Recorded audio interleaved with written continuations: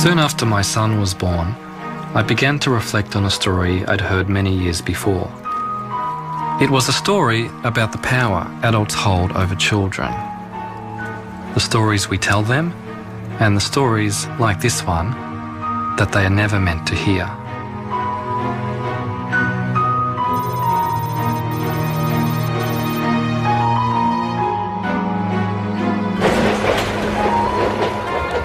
The 6th of April 1966 started just like any other day in the city of Melbourne. Then something very strange appeared in the sky above the suburb of Westall. It hasn't been explained to this day. This boy come running in and say, Mr. Greenwood, there's these things in the sky, these things in the sky. We looked up and we just saw this saucer type thing taking off. It wasn't a plane, it wasn't a balloon, it was nothing like that. A lot of the kids took off towards where it seemed to go. All the students were just running all over the place, hysterical. Westall High School as a teaching situation ceased. My girlfriend and I sat on the fence, climbed the fence, the school boundary, and we were crying, thinking it was the end of the world.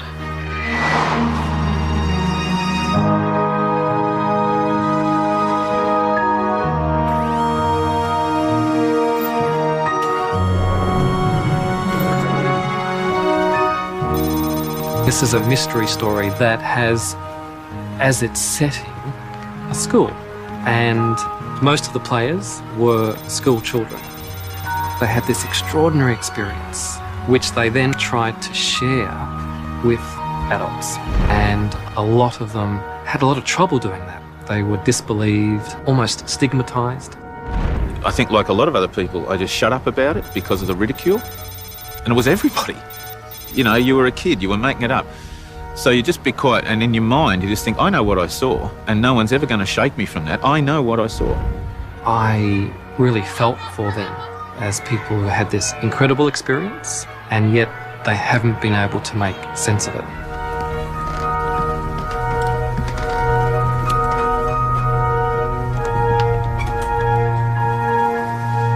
This is the biggest mass UFO sighting in Australia, yet it seems to have been suppressed, deliberately kept out of the public view. Like the witnesses, I want to find out why.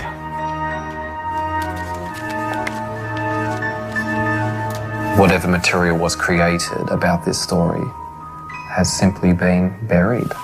And yet, this memory has survived.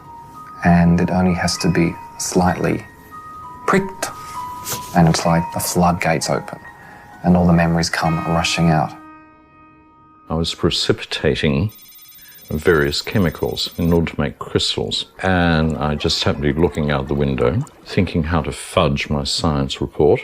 What I saw directly south was something that I'd never seen before. We were out playing sport on the oval. One of the kids yelled out, look up in the sky, you know, it's flying saucers. And I remember we all looked up, and it really was a flying saucer. I mean, from what you imagine, a flying saucer, it was a round silver disc, and it seemed to be very low over the school, and I remember kids screaming and running inside. This student came in, was hysterical, leaned up against a sliding door, screaming, there's a flying saucer in the oval. And of course everybody started to head towards the door, and the teacher said, sit down, it's not recess yet, and a few minutes later the bell went off. Everyone started moving, like a whole lot of zebras being terrified by crocodiles. I went where the herd went.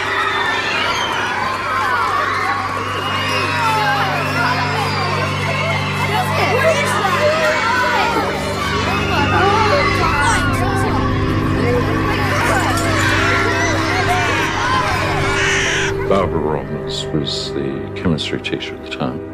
And she just grabbed a camera and started clicking.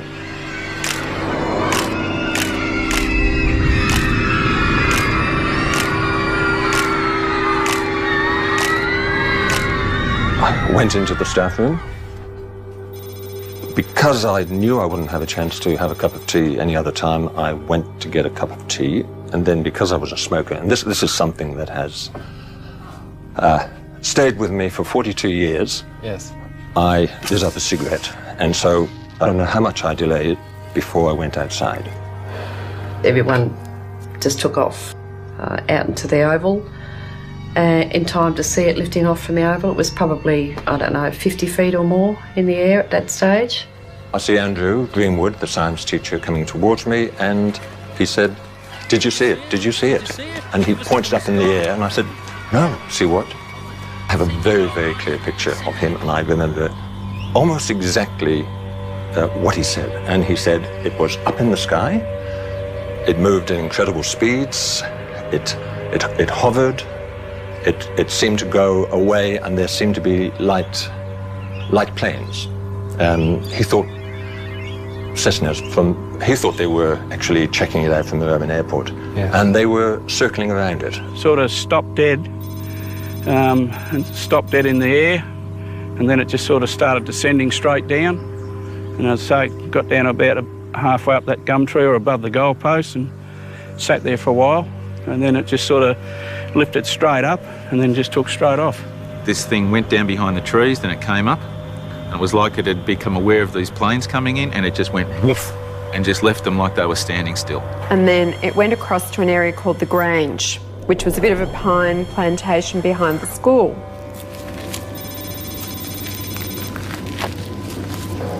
Because I walk around with the Westall story inside my head, as soon as I enter the landscape of Westall, out it comes like a three-dimensional children's storybook. It pops up out of the soil. It's like I've entered my favourite children's story.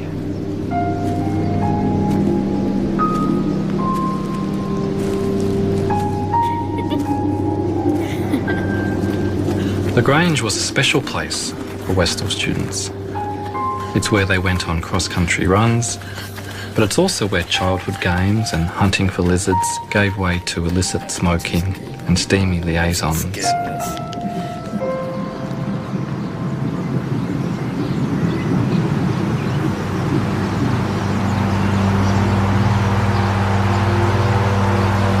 Going the wrong way now. Let's be back here.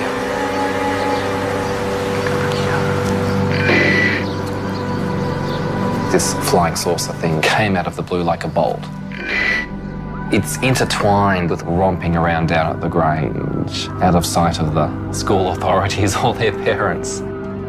It has that sense of being involved with something dangerous or clandestine, and they were part of it. A lot of the kids took off towards where it seemed to go, and it disappeared down behind the trees. So we all got through this fence and ran towards where it had appeared to land. Tanya and I and this other girl, we were over the fence. Tanya was in the lead, and we ran towards where it was coming down. I lost sight of Tanya. She was in front of me. A couple of girls got there faster than me. I was a bit slow, and they actually passed out. And apparently it did land, because when we got there, there was a great big round patch of like flattened yellow, almost burnt, although I'm a bit sketchy on that. I can't remember if it was really burnt or whether it was just flattened, but it was sort of yellow, and the grass was all flattened in a swirly sort of a pattern. Before I got there, the disc came back up again, so I stopped chasing it. We looked up and we just saw this saucer type thing taking off, and it seemed to turn side on and just disappear into thin air. Well, what about your friend Tanya? I believe she did see it on the ground. She did see it on the ground? So I was given to believe, yes. But I went back to school, and Tanya went back to school and basically had gone all to pieces. There was definitely an ambulance on the oval, and I was told that she'd been taken away in the ambulance, and that was the last time I ever saw her. Wow. She was just gone, and she never came back to school.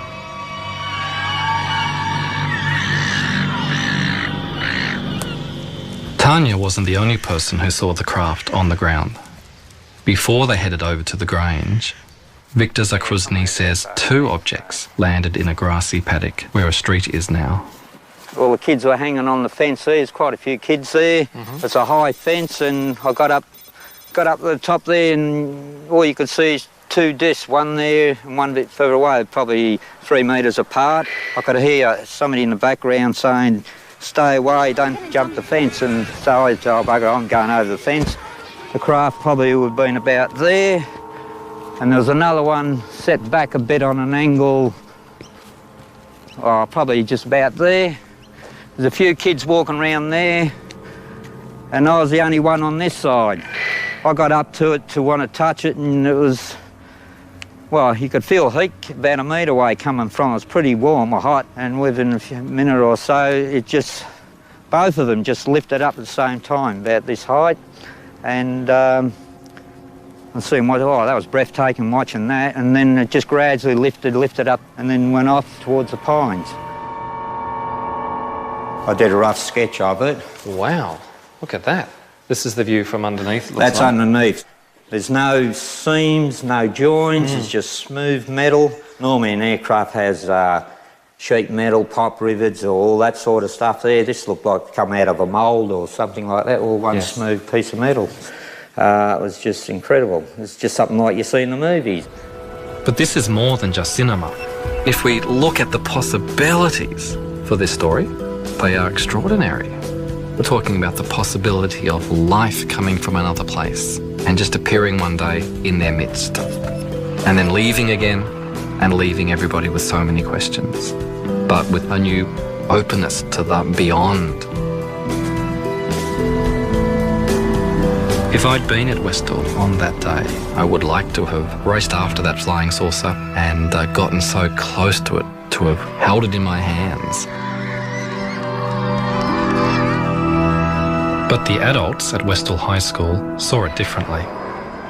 That afternoon, our principal called a special assembly and told us all not to talk about it. All I know is the whole school was told off. The headmaster says, "Oh, you kids are nuts. It's a weather balloon.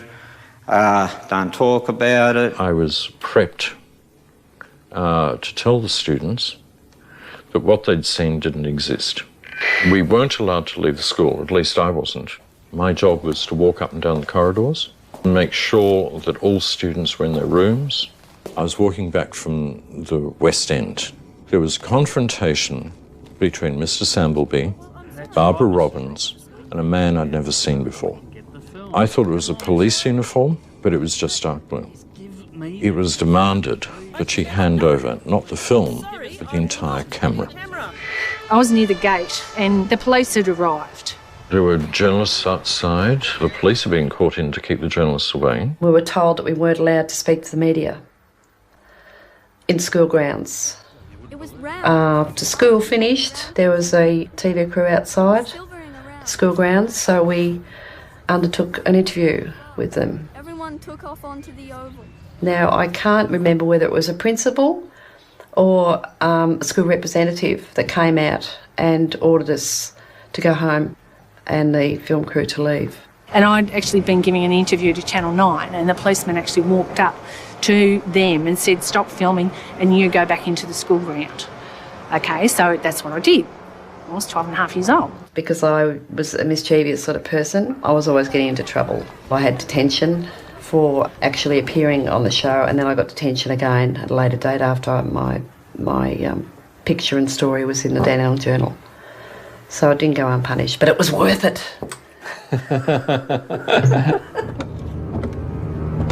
I now had two new leads to follow, Channel 9 and the Dandenong Journal. I rang Channel 9 first. They searched for a flying saucer story, and there it was.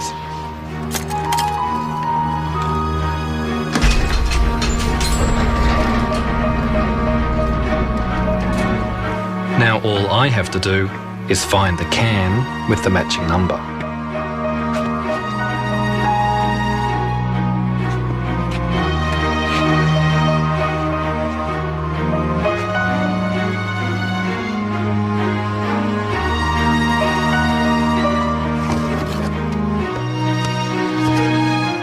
But oddly, there was nothing there. I was absolutely devastated, and nobody had any idea where it had gone.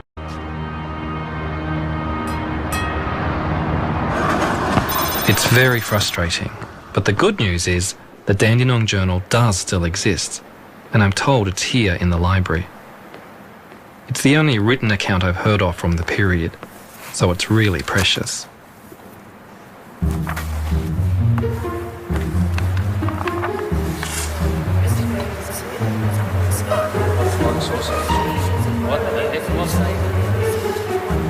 Westall High School. Something obviously happened. Some people apparently didn't want the kids talking about it, and that raises all sorts of questions. Why couldn't it have been discussed? Why couldn't it have been talked about openly? And why couldn't anybody find any more information about what it was? The headmaster, Frank Sambleby, is a key part of the story. He's passed away, but I hope his children, Max and Gail, can shed some light on his behaviour. Hello, Shane here. Anybody home? Hello. How are you? I'm good. How are you? Max? Nice to meet Hi. you. Nice to meet you. Thank you very much. Thank you. He played 50 games for the Hawthorn Football Club. He was a half-back flanker, and in those days half-back flankers ran in straight lines, and that's what he did. He was pretty black and white, and he had a very strong sense of right and wrong, and yeah, if it didn't fit in with what he believed, then yeah, he found it quite difficult. And this thing would have been seen as something that was disrupting the smooth operation of the school. And he would have been a sceptic as well. I mean, he didn't believe in supernatural things. He believed in the real life, didn't he? You know, when we were kids, there was a picture on the wall of a Roman soldier standing, holding his spear, and the lava was all falling down from Pompeii, and people in the background were all crouching and running. And Dad said, see, he's standing there doing his duty. And, you know, that, I mean, as children, we had to learn that discipline was important, respect, all those things, all the old values. And, yeah, he found it really hard as things changed he was pretty judgmental. There was plenty for Frank Sambleby to be judgmental about.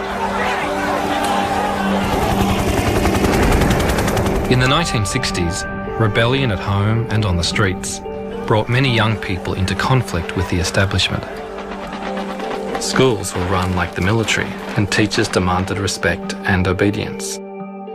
Westall High was no exception. I tried to contact some of the teachers, but many have passed away. As far as I know, only the science teacher, Andrew Greenwood, saw the object in the air. Although he's spoken with me privately, he refuses to go on the public record. Several teachers dismissed the whole thing as mass hysteria. The response left students feeling confused and conflicted. Some are still searching for answers. I want to find some sort of proof that this happened, so we don't keep on, you know, getting called silly people. And, you know, no one's ever wanted to know the details before. They just think I'm stupid, and, you know, they don't want to know the story. I said, I've seen UFOs or flying saucers, and they say, yeah, sure. What drugs were you on that day? And, you know, I was 13 years old. I was at school in the daytime. I wasn't on any drugs.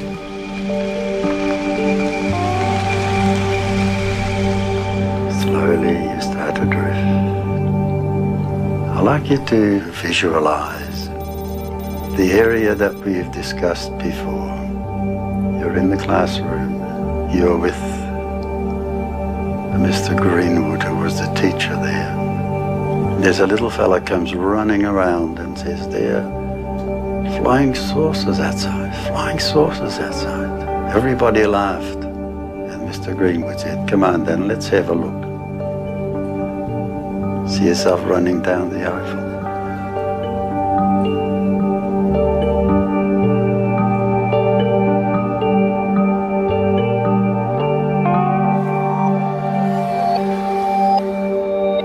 We're all affected by our experiences that aren't ever properly acknowledged or accepted. As a boy, I was living in a fairly unhappy home. My own father had died, so my mother had remarried and had given me a stepfather that I'd never asked for. I was quite powerless, and no one really seemed to understand what I was experiencing as a child. I never really had anyone talk to me about it. Just having it acknowledged that what I was going through was real, that would have been a start. 1, 2, 3. Even though I know it's true, the more I try to see it again, the harder it becomes, I think. I can see bodies, but I can't see people, faces, you know. Mm-hmm. But I can still see the trees and the... Yeah, and the things. It was... yeah. The feelings don't go away. They just get buried and they sort of fester a little bit.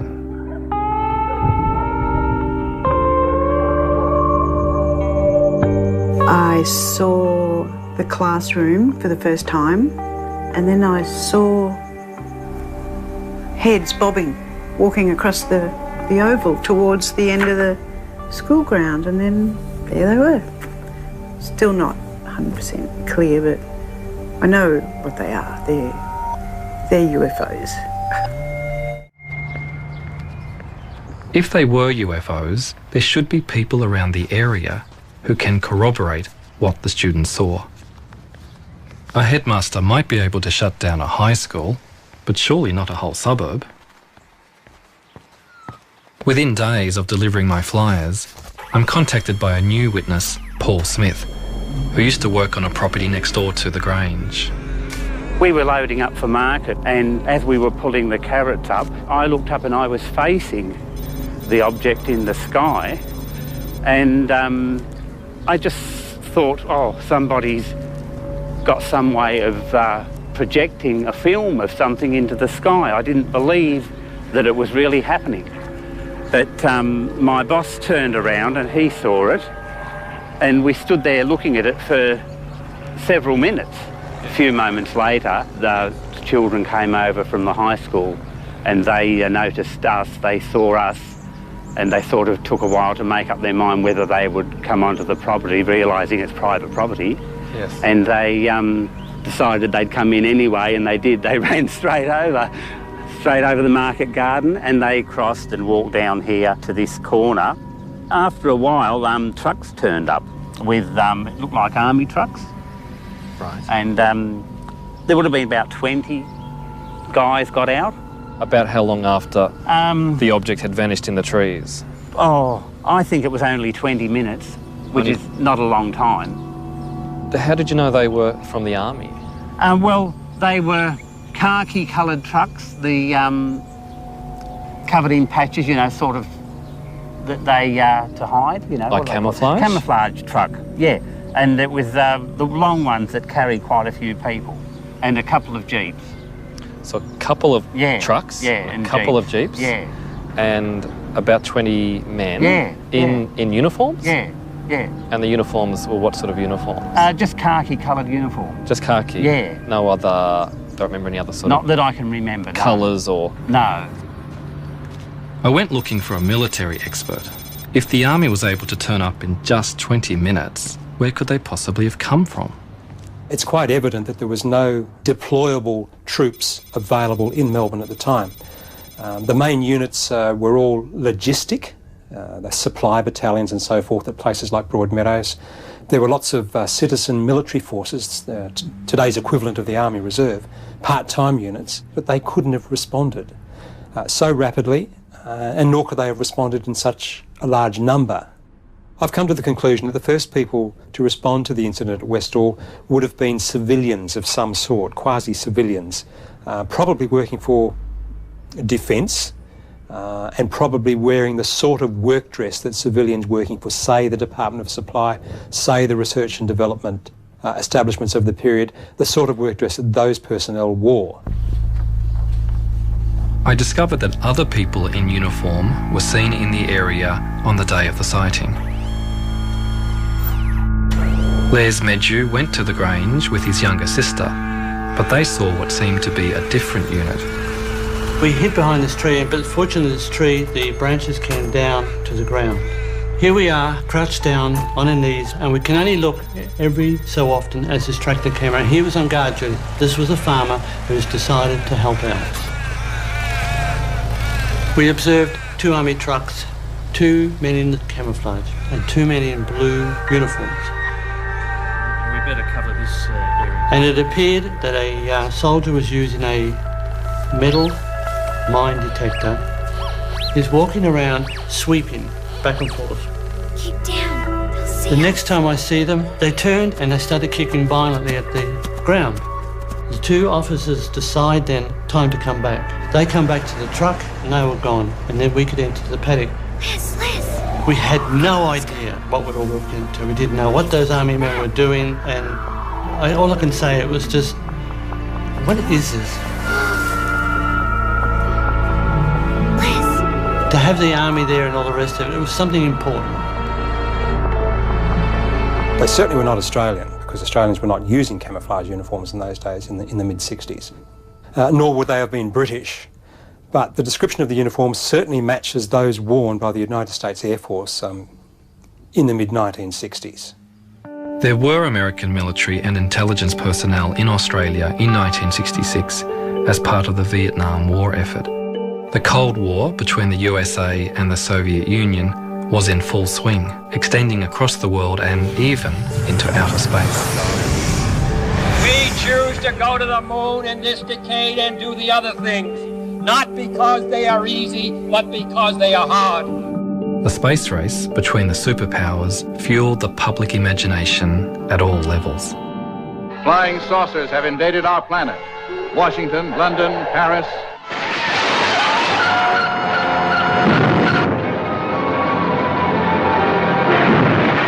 The fascination with flying saucers persisted all over the world. Australia was no exception. Well, so far, I haven't seen anything even vaguely resembling a flying saucer or even a flying cigar. But thousands of people, in fact millions, do believe they exist. What do you think they are? They are real, anyway. They come from the other planets. Some of them might come from the centre of the Earth. I haven't seen one close up yet. This is what I'm looking forward to one day. You took a step towards the figures and the object. We used to invite people who reported sightings to talk about their experience, because if the sighting was a dramatic one, they would feel, I just need to talk to somebody. But if I discuss it with my friends, they say, well, I've been drinking. But they needed to talk to somebody who would take them seriously. Although society members tried to investigate at Westall, they came up against a wall of silence. All they can now find in their files is a couple of photographs and a sighting report filled in at the time by one of my student witnesses, Joy Tai. They also went to Moorabbin Airport to look for the pilots of the aircraft that apparently chased the UFO, but nobody came forward. I decided to do my own investigation. I contacted a retired air traffic controller to find out how a UFO and several light planes could fly so close to each other without a report being made. Who was responsible for controlling the airspace? Moorabbin Tower was responsible for the area within a 5-mile radius of Moorabbin and up to 3,000 feet. And above that, it was the responsibility of Essendon Approach. If you're in a tower, you have the aircraft in sight all the time. 5 aircraft on the edge of the airspace, 5 by the way, in broad daylight, they should have been able to see. They may have found something that they thought shouldn't be made public and therefore hushed up. There is evidence that the American government wanted to stifle debate about UFOs.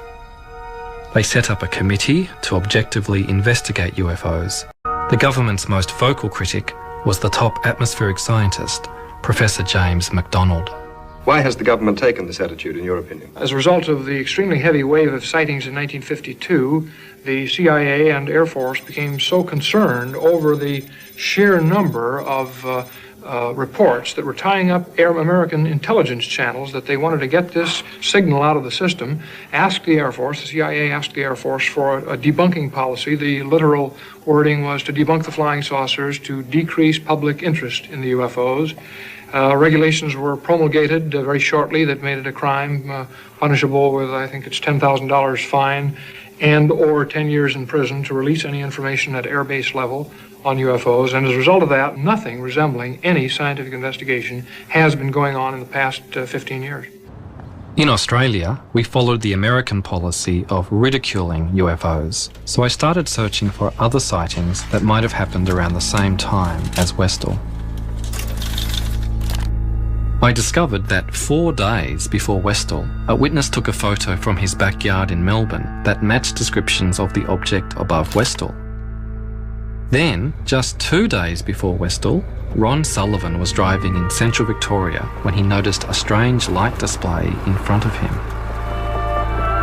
Got up towards it and holy moly, the whole thing lit up and the 10-foot area at the bottom sort of come up and met the top, and the headlights of the car was the biggest awesome thing I've ever seen. They just pulled to the right, as if they were magnetised. I could see all the trees on the right-hand side of the road lighting up, and I said, get out of this, Rod, and I pulled on the left. And I could feel the back left wheel spinning, and I got out of that.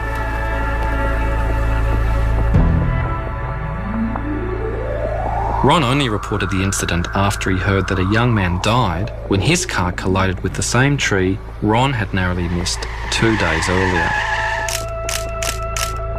A couple of people from government departments came and visited me. I know one was from the Air Force. They looked at the car, just walked around. I said, well, let's know what you find out. And they said, yeah, we will, Mr. Sullivan. Never heard any more about it.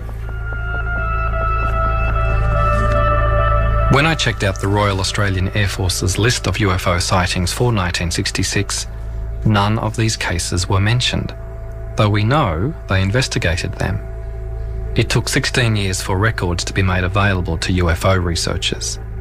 They knew what I wanted to look for, and when I arrived, there was a body of files there that consisted of a couple of very large postal sacks. I kept requesting more and more files, and ultimately I got to a point where I examined a continuity of files that satisfied me that I was seeing a comprehensive picture of the RWF investigation at that time. I had a shopping list of things that I was focused on, and one of the key cases that I wanted to find out about was the Westall case. And surprising, with the rest of the shopping list I was fairly successful, but the Westall case, given that there seemed to be literally at least hundreds of people involved with it that had media attention at the time, there appeared to be evidence that there was a military investigation at the time. There was no Westall file. The disclosure team was between about 6 and 9 people over the years. As you can imagine, a 4 or 5 year project, as it turned out, needed quite a lot of effort. Literally, it was looking through hundreds and hundreds of file titles, maybe even thousands in the end. Along the way, we were always looking for files on the Westall incident from '66. We started off with the Air Force, but within the Department of Defence, we also checked out files belonging to the Air Board, unit files from Air Force bases, former Department of Civil Aviation, Air Safety Bureau, the CSIRO, intelligence files, ASIO. But the net result is we found nothing in this mammoth volume of government documentation which would even begin to be a hint that there was something about Westall in the government files. So amazingly, we drew a blank.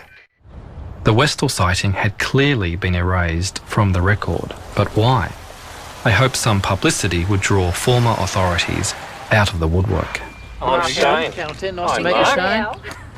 Joy, is it Mark Howe from Channel 10? Nice to meet you. What we're really trying to get now is the people who are here as police, as soldiers, as scientists perhaps, looking close up at what was on the ground. Some closure, Joy. How would you get some closure on this? One thing that we would really like would be that someone either from the police or the military would come forward and say, yes, they were there.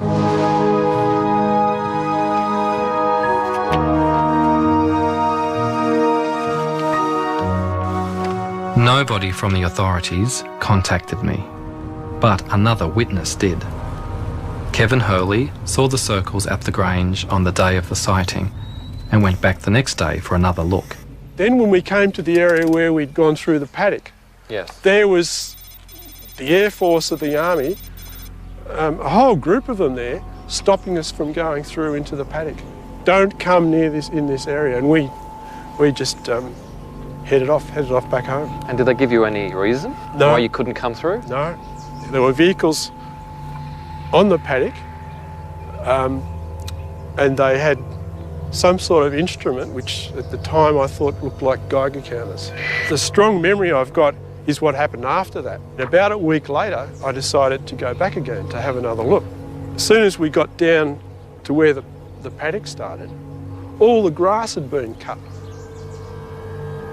which was quite disturbing. Wow. So then we walked through that area to where the circles were, and when we got into the area where the circles were previously, the whole area had been burnt, destroying all evidence.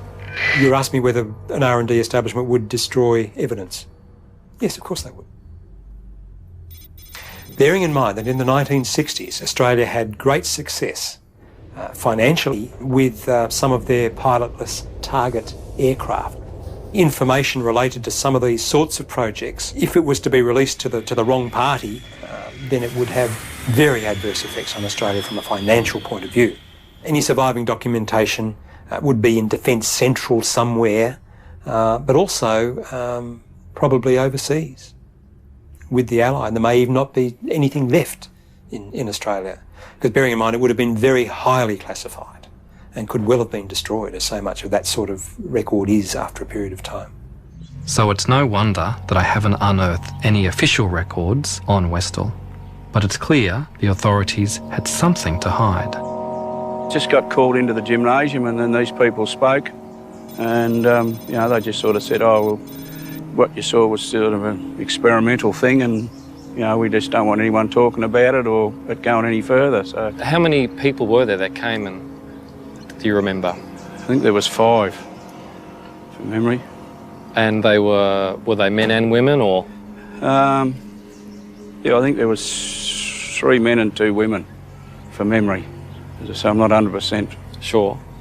And do you remember if they were wearing uniforms? Some of them were in uniforms? No, they're just in plain suits. In suits? Yeah. And did they explain where they were from, who they were? No, not really. Just a couple of the teachers said afterwards they're from one of these experimental mobs to do with the armed forces and stuff like that, and that was sort of the end of it. It had to have been something that we were working on, and we knew all about it. We were in on it, even though we mightn't have known the detail. To have responded, that's one of the... That really, to my way of thinking, that's the key, is the fact that we whoever it was, the authorities, responded so rapidly. Now, they must have just about been sitting on the trucks with the engine going. And perhaps they were. Perhaps they'd received technical intelligence that there was something going wrong with this experimental craft, and they weren't sure where it was going to land, but they were ready to go get it as soon as it did land. It sounds like a rational, logical explanation, but it needs then to be supported with evidence. If you think about how the people described the shape of it, the speed, the manoeuvres that it made, there is nothing around today that comes close to that. The final proof might be, for example, getting a piece of the flying saucer and examining it, subjecting to scientific examination, and finding that it's of an element that is not manufactured on Earth. Now, that would maybe be the final proof. We haven't got that. So we're still at the circumstantial evidence stage, and whether that leads you to say, well, these are from outer space, they're interplanetary spaceships, or not, is a philosophical question. It's a question of what you yourself feel is proof. A yellow sign. I crave the proof that can be held in my hands and touched and smelled and measured. But I think we need to make room for a little mystery in our lives as well. I reckon somewhere in this area. I believe truth can exist without proof of it, and I see a real truth in the stories and memories of the witnesses. Probably. Even if it doesn't answer the question, What was it that flew over Westall? What I saw, I believe, is what a flying saucer has left behind. Professor James McDonald looked for proof in statistical data. His research brought him to Australia a year after the Westall sighting. I'd ordered some of his papers from Arizona University, hoping to find something about Westall. Wow, what is all this? There's a lot of stuff here. James McDonald's journal. His trip to Melbourne. There'll be stuff in here about Westall. Has to be.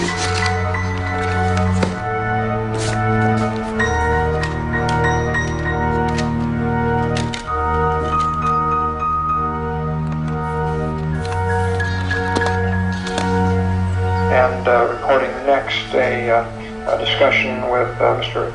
Andrew Greenwood in connection with the Westall sighting. This business about the headmaster, he's the one who seemed to be quite influenced by some pressures to keep things quiet. He just told me that an Air Force officer had been out to the school, and I was teaching at the time, and he told me that he wasn't going to interrupt my class so that I could speak to them. He promptly told them to get lost together. They can't have had much time with him, because I know I was very friendly with the senior master of the school. He said they were only in his office for very few minutes, and Sambleby had sort of come out fuming and muttering, what rot, and all the rest of it. It's nice to have somebody telling the RAAF that it's a lot of nonsense and sending them packing. Victims of their own propaganda here. Yes. Now I had further corroborating evidence that the Air Force was involved at Westall. But students said other senior authorities also came to the high school. I was called down to the headmaster's office, and there were two men in the headmaster's office, very well-dressed gentlemen in suits. They weren't introduced to me in person, and I don't know where they came from. From my references now as an adult, I would say they were Asia. So this is the actual office? Oh, this feels quite weird, yes. Yes. There was a desk down this side here, and the headmaster was over here on that side, and the two men were standing over there, and I stood with my back to the window. Only one man spoke, and he started off by, we'd like you to go through what you said happened yesterday. He was firing questions at me fairly rapidly. Then we went into, and we suppose you think you saw a flying saucer. And I'm like, well, I didn't say that. I said I saw an object, and we suppose you saw little green men. Can you remember how you felt once it was over? When I was actually in the confrontation situation with the men, felt very angry. When I came out, I think I burst into tears. They were certainly Australian government, and I think it was part of their job to keep everything quiet and to not let the facts come out.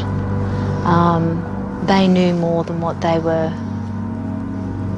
saying. It was their job to squash what was being seen. It was a bunch of kids that saw this, so we would be able to squash this down. The authorities had found a way to silence the children, but they still had unfinished business with the teacher, Andrew Greenwood. He told me that two officers came to his home and threatened him under the Official Secrets Act. They said that he couldn't have seen a flying saucer at Westall because there were no such things as flying saucers. They threatened to tell people he was alcoholic, even though he wasn't. As a first-year teacher with a career ahead of him, he couldn't take the risk of speaking out. The person who had taken all the risks was Professor James McDonald. His criticism of the government had provoked powerful enemies, but it didn't stop him challenging the establishment with other unorthodox scientific theories. Years ahead of his colleagues, he predicted high-altitude aircraft would destroy the ozone layer and increase the risk of skin cancer. He was invited to address the US Congress, but during his testimony, a congressman made an opportunistic attack. He publicly ridiculed McDonald by saying he believed in UFOs and little green men. MacDonald's professional reputation was ruined. James MacDonald tried to create a climate of openness where unorthodox thinking could flourish. That's not what happened at Westall. I remember the assembly that we're all called for. We weren't even allowed to talk about it in school. We weren't allowed to mention it at all.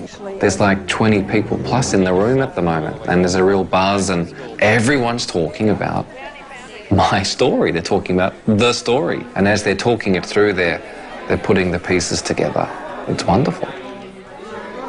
What isn't wonderful in the telling of this story is that Professor James MacDonald finally gave up the fight for UFO science. Humiliated and broken, he took his own life. MacDonald's suicide played on my mind. I began to think about weapons of mass destruction and global warming, where other brave scientists spoke out and were quickly shut down. I want my son to grow up in a world where it's possible to discuss and investigate even the craziest ideas without fear of ridicule or punishment.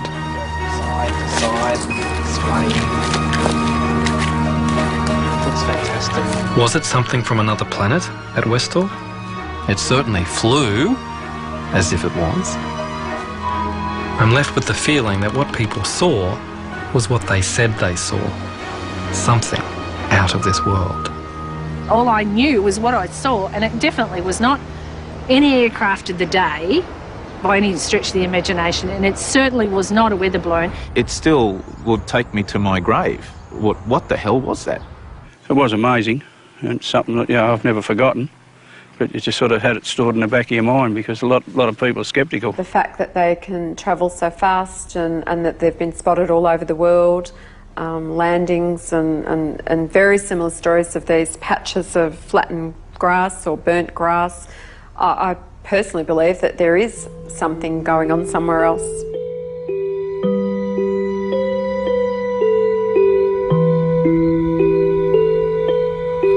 I believe there's life out there. There is. I don't know what they look like, but I'm not afraid of them. I look up at the sky and say, look, where are you, you people? Come and talk to me.